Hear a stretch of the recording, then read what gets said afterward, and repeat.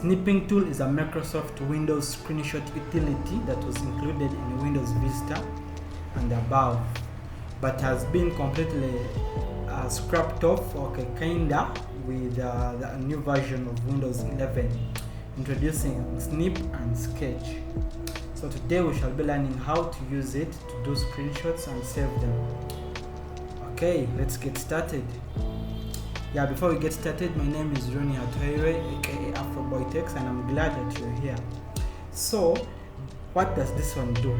Basically, it takes screenshots of any open window in rectangular areas. It can do freeform areas, it can do an entire screen, so you don't have to do any command to do this. So, how do you access it? By accessing it, I mean how we're going to use the utility. You just press the Windows tab, then you search for Snipping Tool.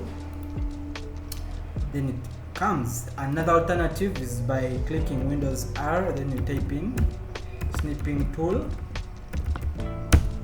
Automatically it also comes. So I'm going to snip this double VPN platform that is just here on my desktop and see how we can save different formats.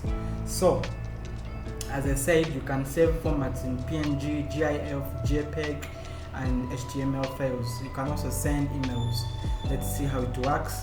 So to create a new snip, just simply say new, and then as you see here, by default scissors are coming. That means it's the mode that it's in.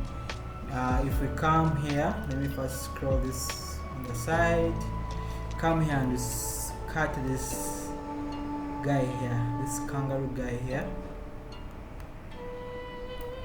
See what comes automatically after finishing the snip.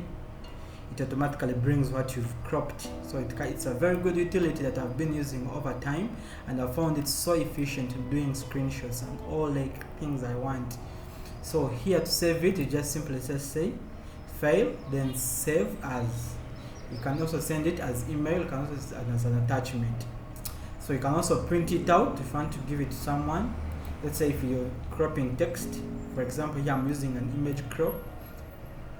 Then by default my mode is in free form, so we can choose this to rectangular snip. Let's see how rectangular snip works. You just come here and scroll like this, you see, so it gives us this format of a rectangular snip or a cropped rectangular image. So basically that's it. Then you come here also if you want to choose a Windows snip. Basically it's also another mode that you can try out. Freeform, we've already tried it out. Then delay, this is basically the time for a snip to arrive, to start snipping. Then here it's the save button. Then here you can actually do what I already told you. You can either email it to the recipient, but here you have to have Outlook configured in your Windows. Then here you open it with Paint 3D. Paint 3D helps us in editing pictures also.